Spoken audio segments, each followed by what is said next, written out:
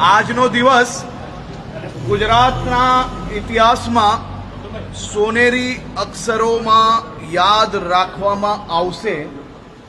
આજે ગુજરાતના લોકપ્રિય મુખ્યમંત્રી આદરણીય શ્રી ભૂપેન્દ્રભાઈ પટેલ ગુજરાતની સૌ બહેન દીકરી માતાઓ માટે એક સમાન નિયમ યુસીસી એ ગુજરાત વિધાનસભા ગૃહમાં મૂકવા જઈ રહ્યા છે। 1947માં આપને આઝાદી મળી ગઈ, પરંતુ દેશભરમાં નિયમો સમાજ આધારિત રહ્યા, જ્ઞાતિ આધારિત રહ્યા, ધર્મ આધારિત રહ્યા। એનાથી સૌથી મોટું નુકસાન અગર કોઈને ગયું હોય તો દેશની દીકરીઓ, બહેનો અને માતાઓને ગયું છે। આજે ગુજરાતમાં મારી સૌ માતાઓ, બહેનો અને દીકરીઓ માટે એક સમાન નિયમો એ આવનારા દિવસોમાં આવી રહ્યા છે।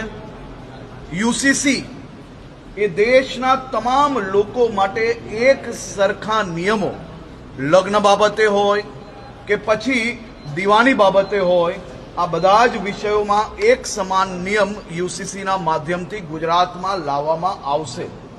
આજનો દિવસ એ ઐતિહાસિક છે। મારી આ બધી માતાઓ, બહેનો અને દીકરીઓ આજના દિવસની વર્ષોથી રાહ જોઈ રહી હતી। એ દિવસ, આ ઘડી આ સૌ બહેનો માટે ખૂબ મોટું રક્ષણ પુરવાર થવાનું છે।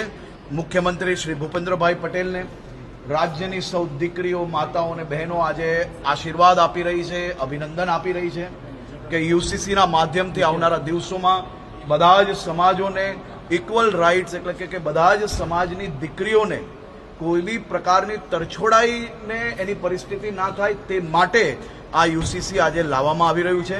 યુસીસી એ કોઈ એક ધર્મ માટે નથી, પરંતુ બધા જ ભારતીયો માટે એક સમાન છે।